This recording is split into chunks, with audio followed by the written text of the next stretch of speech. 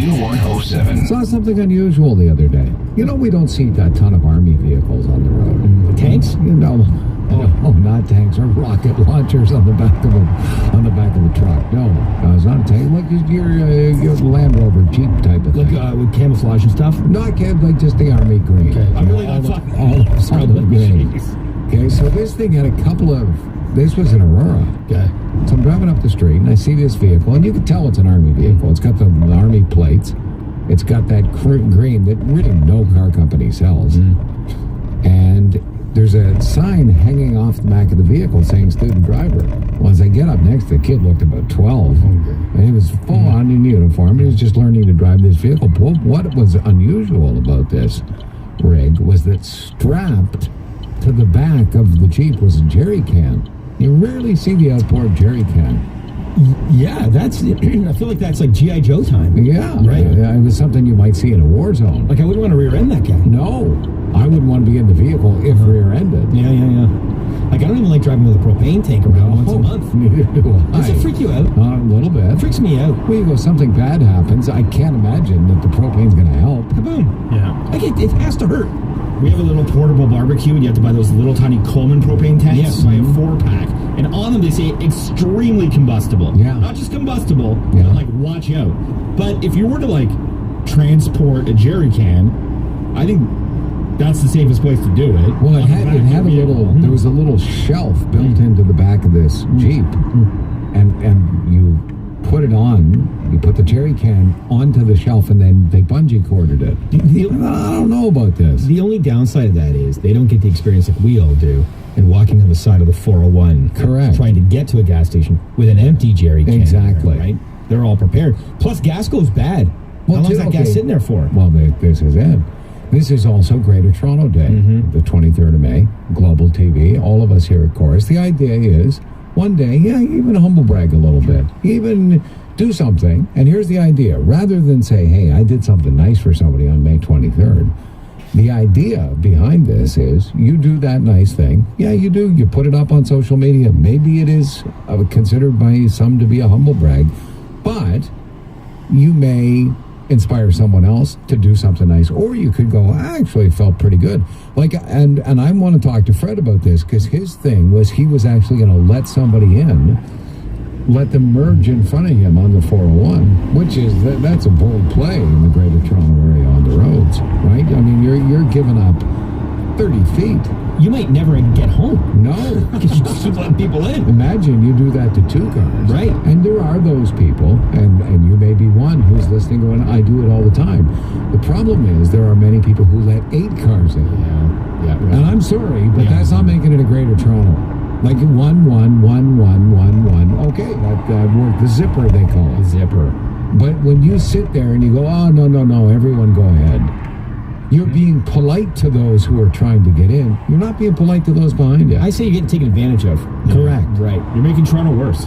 You are. Yeah. And the idea is to make Toronto greater. Yes. Because it's Greater Toronto Day. # Greater Toronto Day. And maybe if you were to do that and say, hey, I did X for Y and Z, or Z, Yep. of course, then somebody else may do the same thing tomorrow and not put it on social media. Can I just ask a quick question about propane? Because I don't know when it's going to come up again. Do it. I have a propane tank in my garage, but I want to put it in my shed. Okay? It's full. Is it okay to put a propane tank in your shed, considering it's going to get hot in the summertime? I will throw the question out there. 107-777. I'm not in the propane business. No, I mean, either. I don't know if it's good or bad. I just know that if you're in an accident, Yes. you're better off not having a propane canister in your trunk than you are to have one. Agreed. I can't imagine any scenario in which you would say, thank God I had that propane in the vehicle. I have a sticker on my car that says propane on board. Johnny, you got your baby on board, don't you? I do, yeah. Now no one will intentionally drive into you. Fantastic. Yeah. One would hope. Dial her down to 120 when you come up on Johnny's vehicle. Stevie Nicks, Tom Petty, Toronto's rock station, Q107.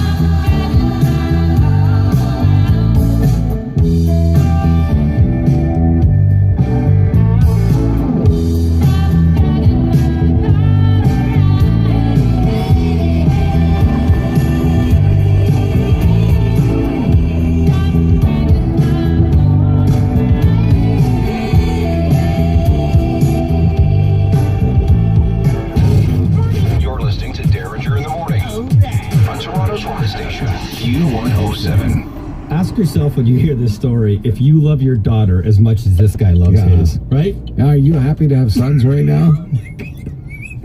Am I ever? Yeah. Okay, so the other day Johnny told an amazing story about a guy who stole money from his daughter so he can go to a special massage parlor. Correct, and then tried to cover it up by messing up the house. Right. And making it look like a home invasion. invasion. When all he wanted was himself to be invaded. Uh-huh. That's a bad dad. This is a good dad.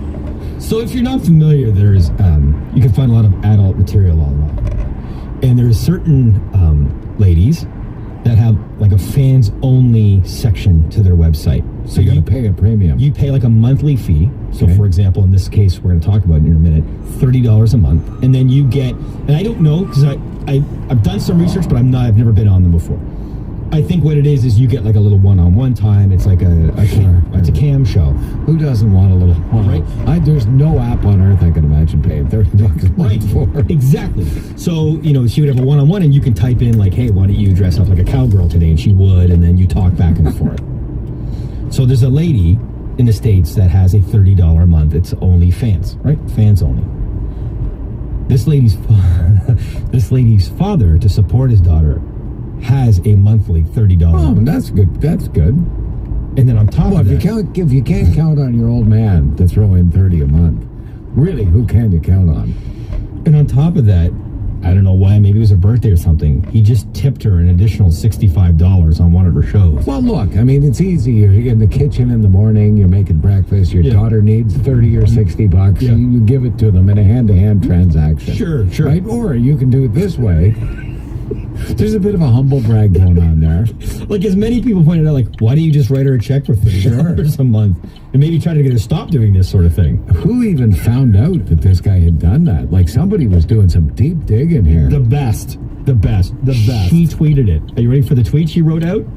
My dad just tipped me $65 on my OnlyFans on top of my $30 charge for my OnlyFans monthly subscription. And if that's not the most realist blank ever, I don't know what is. That's how you support your child's business. Respect. Not only are you the father, you're also a subscriber. It's the Cy Sperling of porn. Absolutely. So Chris Rock, remember when we saw him at Massey Hall, and he was on that big jag at that time about as a dad. Yes. A father of daughters, your only job, your premier job, but really your only job is to keep them off the pole. Yep. Yeah. Right? This guy has taken that concept and turned it on its head, and he's saying, I'm proud of her. I'm proud of her. I'm